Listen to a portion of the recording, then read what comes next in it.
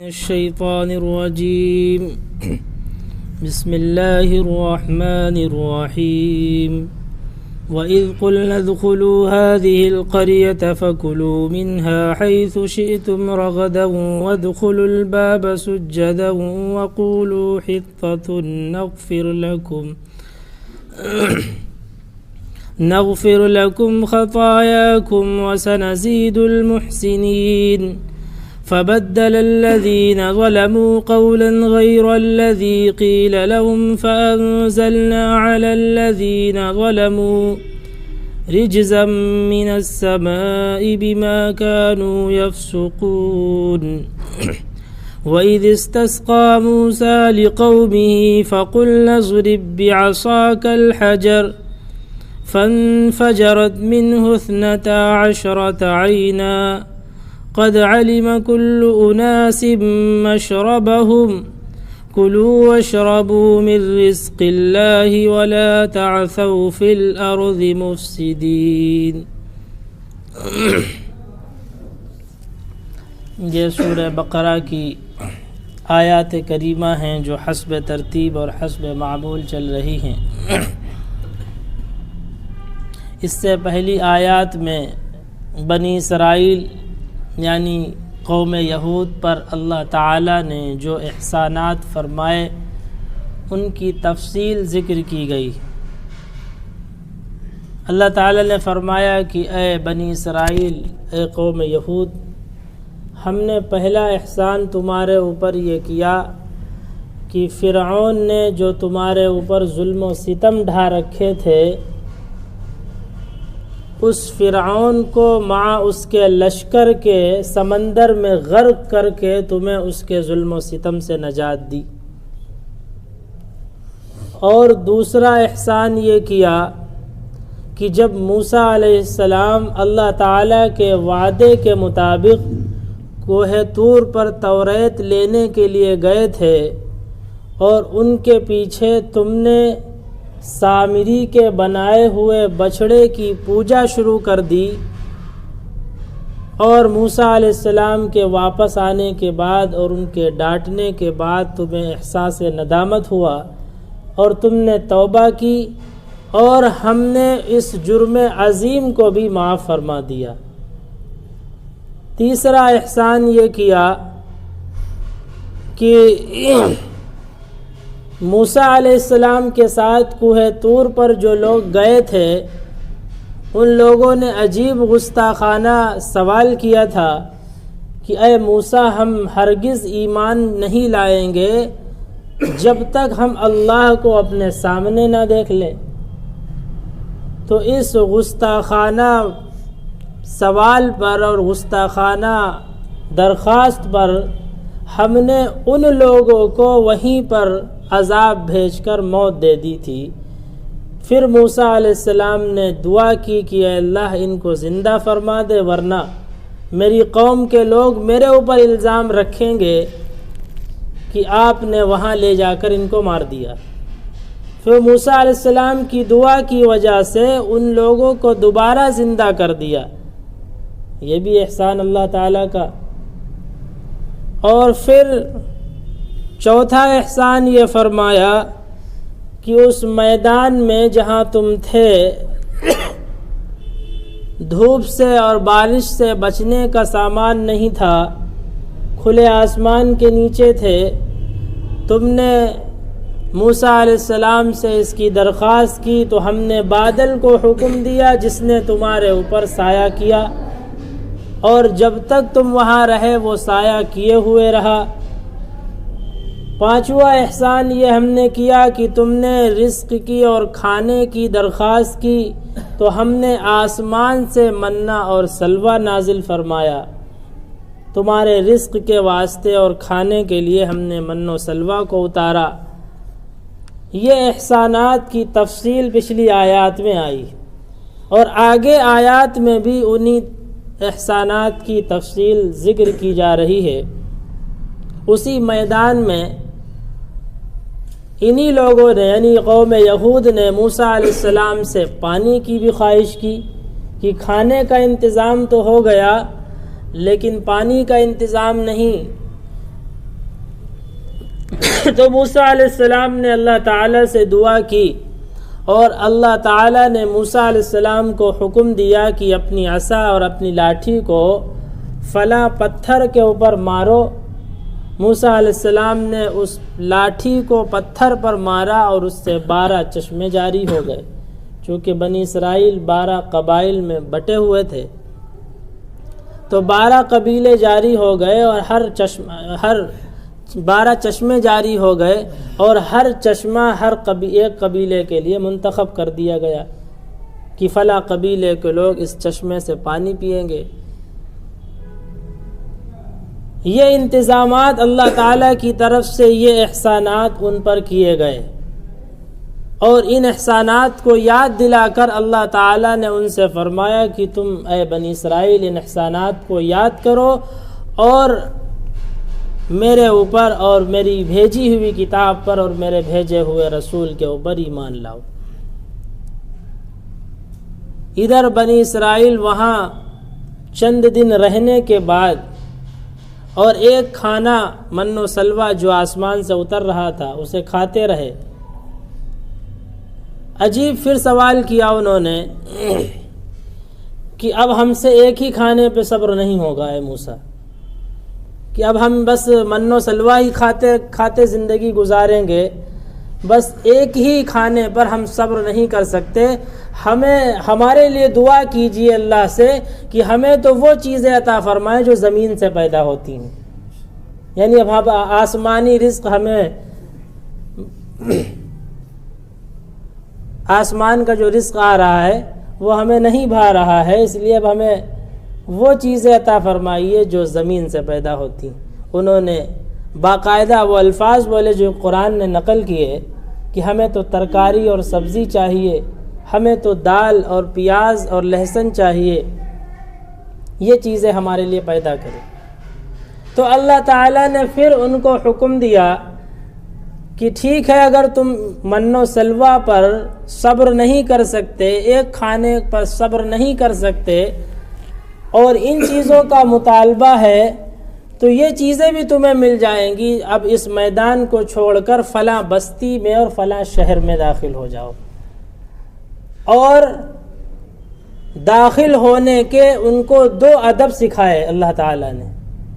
کہ اس بستی میں، مطلب اللہ تعالیٰ ادھر ان کی ہر احسان بھی فرما رہے ہیں اور ان کی ہر درخواست کو پورا بھی کر رہے ہیں، پھر بھی ان کی طرف سے انکار ہے ایمان کا۔ خیر، اللہ تعالیٰ نے ان کو حکم دیا کہ اس بستی میں داخل ہو جاؤ اور داخل ہونے کے 2 ادب یاد رکھو کہ جب داخل ہو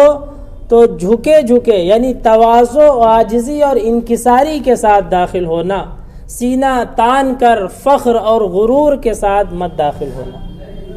عاجزی کے ساتھ، تواضع کے ساتھ، جھکے داخل ہونا۔ اور دوسرا ادب یہ سکھایا کہ حتتن کہتے ہوئے داخل ہونا، اس کے معنی ہے کہ اے اللہ ہماری خطاؤں کو معاف فرما، اے اللہ ہماری خطاؤں کو معاف فرما، یعنی جب بستی کے دروازے میں داخل ہونا تو حتتن کا نعرہ تمہاری زبان پر ہو اور تمہارے اعضاء سے، تمہارے بدن سے بھی تواضع، عاجزی اور انکساری ٹپک رہی ہو۔ ان ظالموں نے، ان بنی اسرائیل نے بجائے اس کے کہ وہ عاجزی اور تواضع کے ساتھ داخل ہوتے، زمین میں گھسٹ کے داخل ہو رہے تھے، اور جو نعرہ جو ان کو بتایا گیا تھا کہ حتتن کہتے ہوئے جانا، اللہ تعالیٰ کے اس لفظ کو انہوں نے بدل دیا اور حتتن کے بجائے حنتتن کہتے ہوئے گئے، جس کے معنی آتے ہیں گیہوں کے، یعنی ہماری مراد گیہوں ہے، ہماری مانگ گیہوں۔ وہ بستی میں داخل ہوئے یہ کہتے ہوئے کہ ہماری مراد گیہوں ہے، ہماری مانگ گیہوں۔ انہیں سکھایا گیا تھا کہ حتتن کہتے ہوئے جانا یعنی اللہ تعالیٰ کی مغفرت اور اس کی رحمت کا سوال کرتے ہوئے جانا۔ انہوں نے اس جملے کو بدل دیا تو اللہ تعالیٰ کی طرف سے پھر ان پر عذاب نازل ہوا۔ اتنے احسانات کے بعد اور اتنی ان کے لیے تمام تر اسباب اور آسانیاں پیدا کرنے کے باوجود ان ظالموں نے انکار کا راستہ چھوڑا ہی نہیں، انکار ہی کرتے رہے۔ اور اس کے بعد جو اللہ نے انہیں حکم دیا تھا، جب انہوں نے اس حکم کا مذاق اڑایا، استہزاء کیا اور اس حکم کو بدل دیا، تب غضب الہی نازل ہو۔ آپ اندازہ لگائیے اللہ تعالیٰ کے صبر اور تحمل کا، کہ ادھر سے احسانات ہوتے جا رہے ہیں، ادھر سے برابر نعمتوں کی فراوانی اللہ کی طرف سے ہو رہی ہے، اور ادھر سے ان کا ظلم و ستم، ان کا نافرمانی اور انکار بڑھ رہا ہے۔ لیکن اللہ تعالیٰ کو جلدی غصہ آتا نہیں۔ اللہ تعالیٰ اگر بندے کی پکڑ کرنا چاہیں تو بندہ اتنی نافرمانیاں کرتا ہے، ایک پکڑ کرنا چاہیں تو بچ نہیں سکتا، لیکن اللہ تعالیٰ اسے ڈھیل دیتے رہتے ہیں، اور کتنا صبر اللہ تعالیٰ کرتے ہیں۔ آپ کسی کو حکم دیں کہ آپ اس طرح کہتے ہوئے جانا فلاں کر میں، اور آپ کا قاصد، آپ کا بھیجا ہوا شخص آپ کی بات کو بدل دے، آپ جھٹپٹا جائیں گے غصے میں۔ اللہ تعالیٰ کو غصہ آیا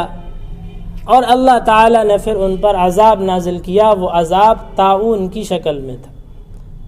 اور مفسرین نے لکھا کہ وہ طاعون ان کے اندر پھیلا، اس وبا کی وجہ سے 70,000 بنی اسرائیل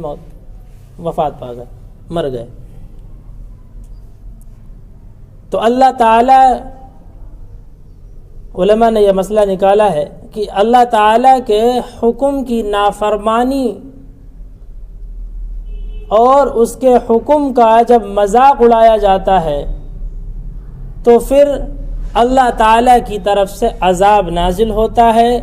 وہ عذاب کبھی تو وبائی مرض کی شکل میں ہوتا ہے، وہ عذاب کبھی تو زلزلے کی شکل میں ہوتا ہے، وہ عذاب کبھی تو طوفان کی شکل میں ہوتا ہے، وہ عذاب کبھی تو اسباب معیشت کے، کاروبار اور تجارت کے بند اور ختم ہو جانے کی وجہ سے ہوتا ہے۔ بہرحال مختلف شکلوں میں اللہ کی طرف سے عذاب نازل ہوتا ہے۔ ان بنی اسرائیل کا ذکر فرمایا، وَإِذْ قُلْنَا ادْخُلُوا هَٰذِهِ الْقَرْيَةَ، اللہ تعالیٰ فرما رہے ہیں جب ہم نے ان سے کہا کہ اس بستی میں داخل ہو، ادخلوا هَٰذِهِ الْقَرْيَةَ، اس بستی میں داخل ہو، فَكُلُوا مِنْهَا حَيْثُ شِئْتُمْ رَغَدًا، اور اس میں سے کھاؤ جہاں سے چاہو فراخی اور وسعت کے ساتھ، وَادْخُلُوا الْبَابَ سُجَّدًا، اور اللہ تعالیٰ نے آداب داخل ہونے کے آداب سکھائے کہ ادخل الباب سجدن، کی بستی کے دروازے میں داخل ہو جھکے جھکے۔ سجدے کے معنی جھکنے کے آتے ہیں، اور سجدے کی آخری حد وہ ہے جسے ہم سجدہ کہتے ہیں، یعنی پیشانی کو زمین کے اوپر رکھ دینا۔ تو جھکے جھکے کا مطلب تواضع اور عاجزی کے ساتھ جانا، فخر اور غرور اور تکبر کے ساتھ مت جانا۔ اور فرمایا وَقُولُوا حِطَّةٌ، اور حِطَّةٌ کہتے ہوئے جانا، جس کے معنی ہے اے اللہ ہماری مغفرت فرما، ہمارے خطاؤں کو معاف فرما۔ انہوں نے اس جملے کو بدل دیا۔ آگے اللہ تعالیٰ فرما رہے ہیں کہ اگر تم ان دونوں ادب کے ساتھ داخل ہوگے، جھکے جھکے داخل ہوگے، تواضع کے ساتھ، عاجزی کے ساتھ جاؤ گے، اور حِطَّةٌ حِطَّةٌ کا نعرہ لگاتے ہوئے جاؤ گے، نغفر لکم خطایاکم، ہم تمہاری سب غلطیوں کو معاف کر دیں گے۔ وَسَنَزِيدُ الْمُحْسِنِينَ، اور اللہ تعالیٰ نے فرمایا ہم احسان نیکی کرنے والوں کو اور مزید عطا فرمائیں گے، مزید نعمتیں عطا فرمائیں گے، یہ بھی وعدہ فرمایا۔ لیکن ادھر فَبَدَّلَ الَّذِينَ ظَلَمُوا، ان ظالموں نے بدل دیا قولاً، اللہ تعالیٰ کی اس بات کو، غیر الذی قیل لہم، دوسری بات سے، یعنی اللہ تعالیٰ کے اس قول کو اور اس بات کو جو ان سے کہی گئی کہ حِطَّةٌ کہنا، ان ظالموں نے بدل دیا، دوسرا لفظ استعمال کیا۔ مفسرین نے لکھا کہ وہ لفظ حِنْتَةٌ تھا، جو وہ کہتے ہوئے داخل ہوئے تھے، جو وہ جملہ، جو وہ لفظ کہتے ہوئے داخل ہوئے تھے، وہ حِنْتَةٌ تھا، اور اس کے معنی تھے گیہوں گیہوں، یعنی وہ اپنی مراد کو خوب بیان کرتے ہوئے جا رہے تھے کہ ہماری مانگ گیہوں ہے، ہماری مانگ گیہوں۔ اسی لیے اللہ تعالیٰ نے یہاں پر ان کے لیے ظالم کا لفظ استعمال کیا۔ ابھی تک بنی اسرائیل، یا بنی اسرائیل، اے موسیٰ کی قوم، ایسے لفظ کے ذریعے سے انہیں خطاب فرما رہے تھے اور ایمان کی دعوت دے رہے تھے، لیکن جب انہوں نے انکار کا راستہ چھوڑا ہی نہیں اور مزید اللہ تعالیٰ کے حکم کو بدل دیا تو اللہ تعالیٰ کا غضب آیا، اور اس غضب کا مظہر یہاں آیت میں ظاہر ہوا کہ اللہ تعالیٰ نے انہیں ظالم کے لقب سے یاد کیا کہ فبدل الذین ظلموا، پس بدل دیا ان ظالموں نے قولا غیر الذی قیل لهم، اس قول کو اور اس بات کو جو ان سے کہی گئی تھی۔ فانزلنا علی الذین ظلموا، پھر نتیجہ کیا ہوا؟ انزلنا علی الذین ظلموا، نتیجہ اللہ تعالیٰ نے اور ہم نے نازل کیا ان ظالموں پر رجزا من السماء، آسمان سے عذاب۔ اور اس عذاب کی تفسیر مفسرین نے لکھی کہ طاعون وبا کی شکل میں ان کے اندر پھیلا، جس کی وجہ سے 70,000 بنی اسرائیل وفات پائے۔ فَأَنزَلْنَا عَلَى الَّذِينَ ظَلَمُوا، تو ہم نے نازل کیا ان ظالموں پر آسمان سے عذاب، بِمَا كَانُوا يَفْسُقُونَ، اس وجہ سے کہ وہ نافرمانی میں حد سے آگے بڑھ گئے تھے، نافرمانی میں انہوں نے تمام حدود کو پار کر دیا تھا، اس وجہ سے اللہ تعالیٰ نے عذاب کو نازل فرمایا۔ یہاں علماء نے ایک مسئلہ اور لکھا اسی آیت سے کہ بنی اسرائیل کو اللہ تعالیٰ نے جو آداب سکھائے کہ بستی میں جھکے جھکے تواضع اور عاجزی کے ساتھ داخل ہونا اور حتتن حتتن کہتے ہوئے داخل ہونا، یعنی ہماری معافی ہماری معافی، ہم معافی کے طلبگار ہیں، یہ کہتے ہوئے داخل ہونا، اور انہوں نے اس کو بدل دیا، حنتتن حنتتن کہنے لگے۔ یہاں علماء نے ایک بات لکھی کہ اللہ تعالیٰ جو حکم دیتے ہیں وہ بندے کے لیے اس میں دین کا بھی فائدہ ہوتا، دنیا کا بھی فائدہ ہوتا، یعنی اللہ تعالیٰ کے حکم میں بندے کی دین اور دنیا دونوں کا فائدہ ہوتا ہے۔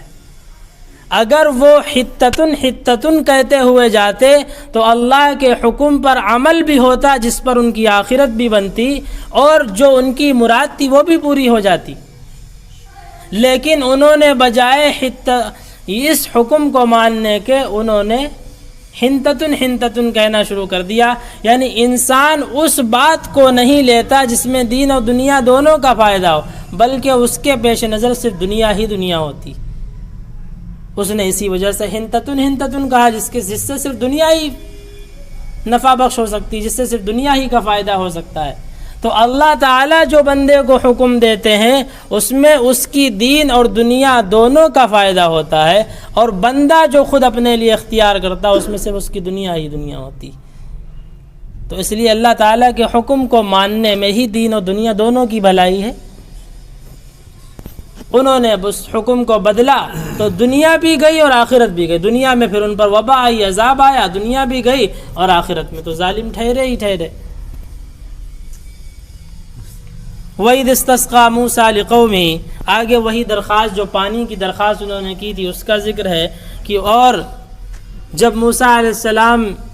نے پانی کی درخواست کی اللہ تعالیٰ سے اپنی قوم کے لیے، فَقُلْ نَضْرِبْ بِعَصَاكَ الْحَجَرَ، تو اللہ تعالیٰ فرماتے ہم نے کہا اے موسیٰ اضرب بعصاک الحجر، اپنی عصا اور اپنی لاٹھی کو پتھر پر مارو، فانفجرت منہ 12 عینا، وہاں سے 12 چشمے پھوٹ پڑے اور 12 چشمے جاری ہو گئے اس پتھر سے۔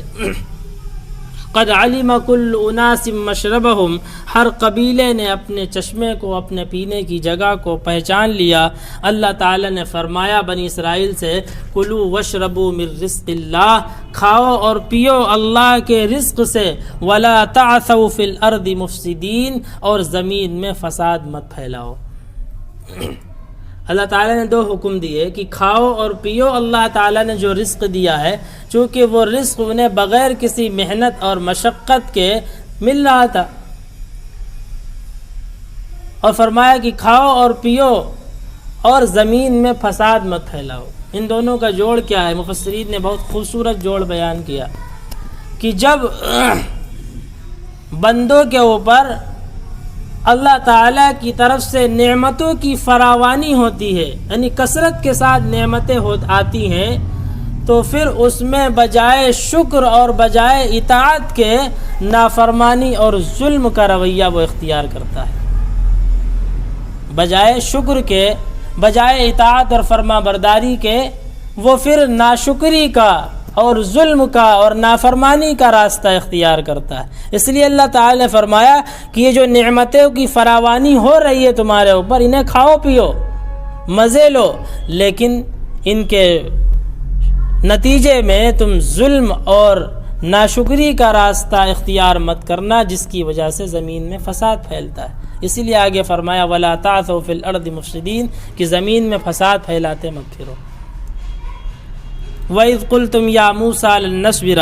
آگے کی آیت میں اسی درخواست کا ذکر ہے جو موسیٰ علیہ السلام سے انہوں نے کہا کہ اب ہم صرف منہ سلوہ نہیں کھا سکتے۔ وَإِذْ قُلْتُمْ يَا مُوسَىٰ لَن نَّصْبِرَ عَلَىٰ طَعَامٍ وَاحِدٍ اور اس وقت کو یاد کرو جب تم نے کہا اے موسیٰ ہم ہرگز صبر نہیں کریں گے ایک کھانے پر۔ فَادْعُ لَنَا رَبَّكَ يُخْرِجْ لَنَا آپ دعا کریے اپنے رب سے ہمارے لیے، يُخْرِجْ لَنَا مِمَّا تُنبِتُ الْأَرْضُ کہ وہ پیدا کرے ہمارے لیے وہ چیزیں جو زمین اگاتی ہے۔ کیا؟ من بقلہا پیاز، وقثائہا ترکاری، وفومہا اور لہسن، وعدسہا اور دال، وبصلہا اور سبزی۔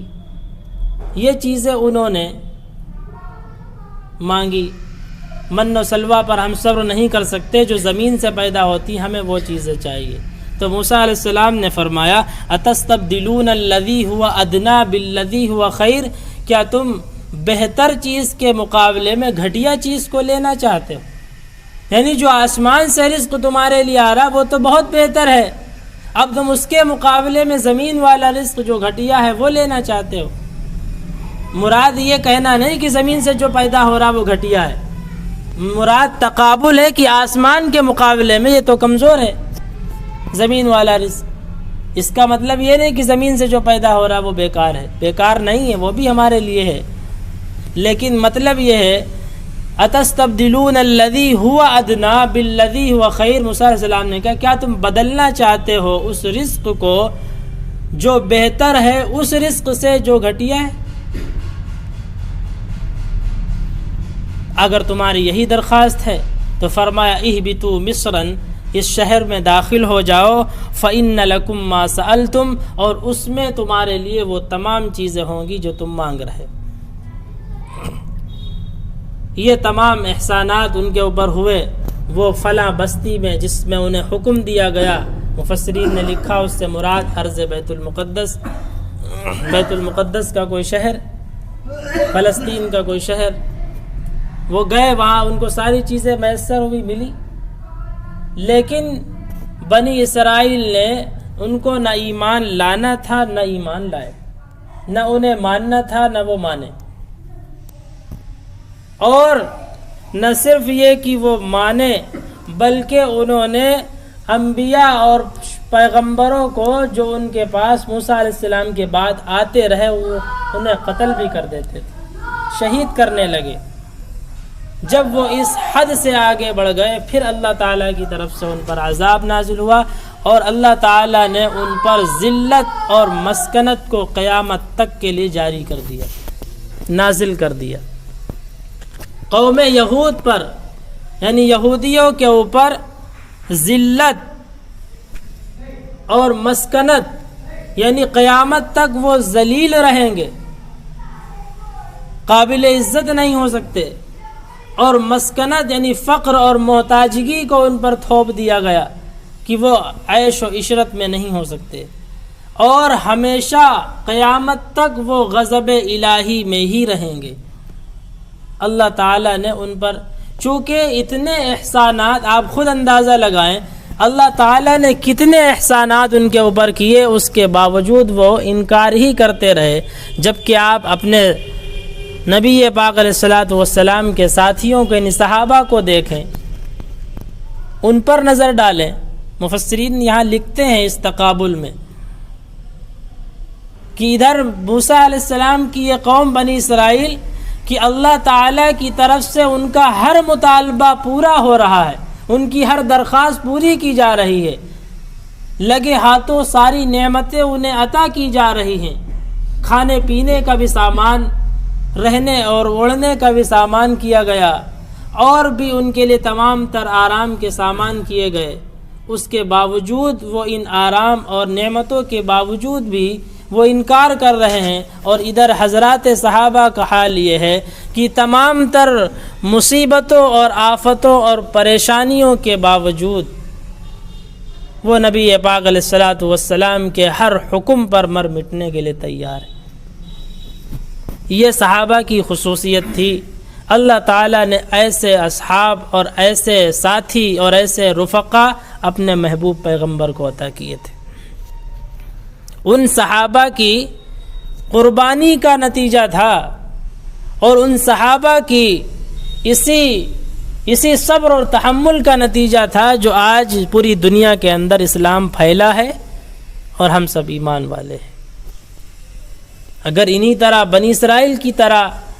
انہی قوم یہود کی طرح صحابہ ہوتے تو کیا اس طرح سے موسیٰ علیہ السلام نے جس حد تک ان کا دائرہ تھا انہوں نے محنت کی۔ تنہا ایک آدمی کوئی بھی محنت نہیں کر سکتا، اس کے لیے